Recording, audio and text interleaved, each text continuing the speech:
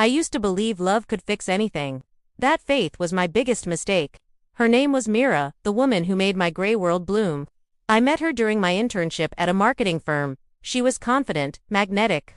The kind of woman who could walk into a room and make everyone forget what they were doing. Me, I was invisible. Or at least I thought so.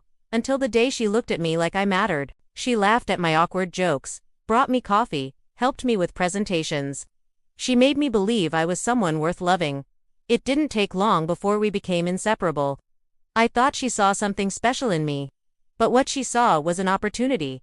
You see, Mira was ambitious, dangerously ambitious. And I was just the stepping stone she needed. The promotion that was supposed to be mine went to her. She used my ideas, my words, even my designs. When I found out, I didn't confront her. I wanted to believe there was some misunderstanding.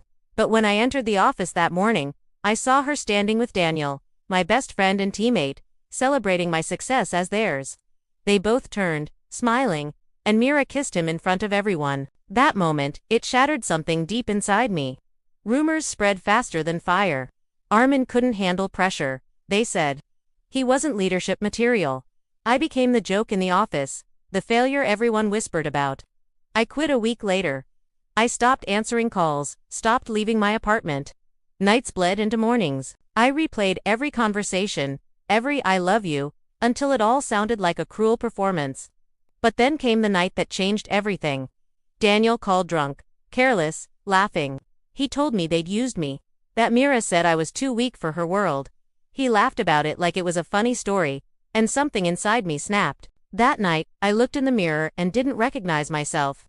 My eyes were hollow, my skin pale, but there was something else, too, a spark, not of pain, not of sadness, but of rage. For the first time, I didn't cry. I planned. I packed my things, left the apartment, and took a job far from the city. I didn't speak to anyone from my past again, but every single night, I thought about her, about them, and I made a silent promise. They took my kindness for weakness. They thought they'd broken me, but they only created someone far more dangerous. 2 years.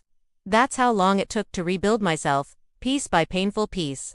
I left the city with nothing but a laptop, a few thousand rupees, and a heart full of hate. I worked night shifts at a startup in Karachi, coding, designing, doing anything that paid. I lived cheap, ate little, and trusted no one. People thought I was quiet. They didn't know silence was the only thing that kept me from falling apart. But life has a cruel sense of irony. The same way it destroys you, it teaches you how to fight back. One night, while scrolling through LinkedIn, I saw a post that made my blood freeze. Myra and Daniel had launched their own company, D&M Creative Studio, built on the success of the project that I had created years ago. The caption read, "From dreamers to founders, together, we rise." Their smiles on that post burned into me. They had stolen my dream and built their empire with it. That was the night I stopped surviving and started plotting. I spent months studying them from the shadows. Their clients, their patterns, their weaknesses. Mira handled PR, all charm and illusion. Daniel managed operations, predictable, proud, and careless when he drank. I learned everything, their schedules, their competitors, even their insecurities. Meanwhile, I built a new version of myself, a better one. I taught myself branding, copywriting, and digital marketing, all the things they thought I couldn't handle. I started freelancing under a new name, Raycon. Within a year, I had my own small agency, R&K Strategies, nothing flashy, but smart.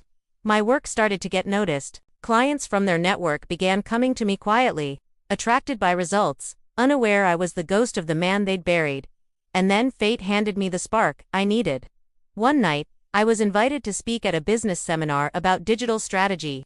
It was my first time on stage since that awful day years ago when Myra humiliated me in front of everyone. As I walked up, my hands trembled. But this time, there was no fear, only fire. Midway through my talk, I saw her, Mira, sitting in the front row, notebook in hand, watching me with disbelief. She didn't recognize me at first. My beard, my posture, the confidence, all new. But when I looked straight into her eyes and smiled, I saw realization flicker. Her expression changed, shock, then guilt, then fear. After the seminar, she approached me. "Ray, you look familiar. Have we met before?" I leaned closer and whispered, "Oh, we've met. You just forgot who I was when it stopped being useful," and I walked away. That night, I knew the game had begun. She thought she could play with hearts and walk away untouched. But now, she'd be the one watching everything she loved slowly unravel. Because revenge isn't about striking once, it's about watching them break, the same way you once did. By the time Mira figured out who I really was, it was already too late. Her company, D&M Creative Studio, had grown fast but recklessly. They were desperate for investors, struggling to maintain credibility after a few failed campaigns. I saw my opening and walked right through it, disguised, of course, as Ray Khan, a successful strategist with a growing reputation. When I offered to collaborate on a potential merger proposal, Mira's partner Daniel jumped at the opportunity. He thought I was the key to saving their crumbling empire. Irony really does have a sense of humor. The first time I stepped inside their office again, it felt surreal. The walls were white, polished, modern, everything I once dreamed of creating. And yet, all I felt was emptiness. Mira greeted me professionally, but I saw it in her eyes. Guilt. She knew. Maybe not everything, but enough to be haunted. Daniel, on the other hand, was all fake smiles and arrogance, still the same man who had laughed when I lost everything. Over the next few weeks, I played the perfect ally. I gave them strategies that won them clients for a while. I made them trust me again, made them depend on me. Every email, every document I handled, was one more thread in the web I was weaving. Behind the scenes, I was quietly redirecting their future, away from success and award collapse. I planted subtle flaws in their campaigns. A small copyright issue here, a misfiled contract there. Nothing too obvious, just enough to trigger doubt. Within 2 months, they started losing clients. Investors pulled out. And the one person they turned to for help was me. Myra would often stay late in the office, staring at reports, exhausted. One night, she finally broke the silence. "Ray, or should I say Arman," she whispered, her voice trembling. "How long have you been planning this?" I didn't look up. "Since the day you destroyed me." Tears welled in her eyes. "You don't understand. Daniel, he made me do it. I cut her off. Don't insult me with excuses, Mira. You didn't need help to lie to me." She reached out to touch my hand, but I pulled away. The silence that followed was suffocating. For a moment, I saw the woman I once loved, not the manipulative dream chaser who betrayed me. But then I remembered the humiliation, the pitying looks, the nights of broken sleep, and that feeling hardened me again. A week later, Daniel's biggest client dropped him after an anonymous tip revealed forged performance metrics. The tip, a file I'd carefully pieced together from his own sloppy work. He stormed into the office, screaming, accusing Myra of betrayal. Their partnership shattered. Their relationship imploded. I watched quietly as they tore each other apart, and all I had to do was stand there, pretending to help. That night, Mira called me, crying. "Everything's falling apart. Arman, please, stop, I can't take it anymore." For a moment, I almost softened. But then I remembered the boy I once was broken, humiliated, worthless. And I said, calmly, "Now you know how it feels." Then I hung up. I thought it would feel like victory. But instead, it felt like standing over ashes I had set myself on fire to make. Still, I wasn't done.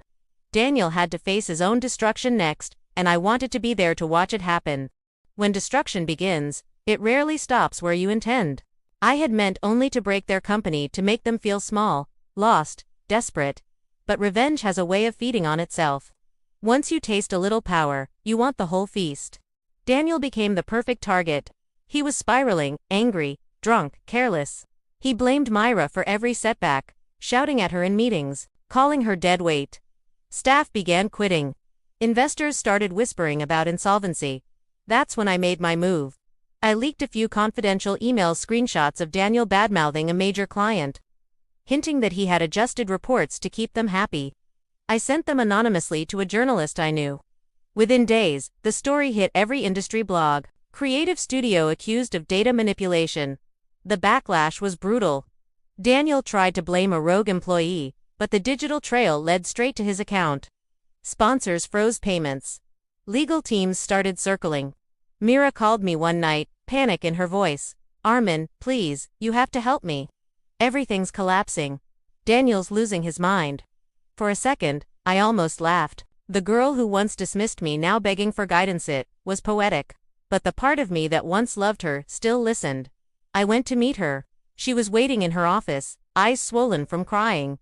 I know you're behind this, she whispered. You think I don't see it. The timing, the leak sits all too perfect.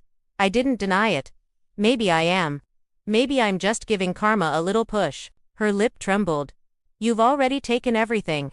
What more do you want? I looked around the office, the empty desks, the half-packed boxes, the fading logo on the glass wall. Peace, I said quietly. The kind I lost because of you. She sank into her chair, defeated. Then you'll never find it.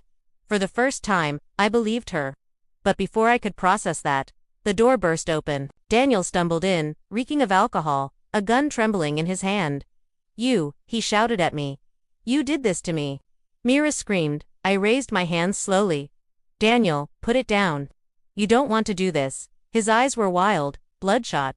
You think you can destroy me and walk away. You took everything, my company, my reputation, my life.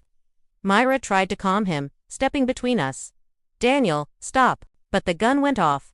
The sound was deafening. Mira fell to the floor. For a moment, everything froze. Daniel's face went blank, as if he didn't believe what he'd done. Then he dropped the gun and ran. I knelt beside her, hands shaking. Blood was everywhere. She looked up at me, eyes wide and frightened. Arman, she gasped. I'm sorry. I pressed my hands over the wound, desperate. Stay with me, Mira, please, she smiled faintly.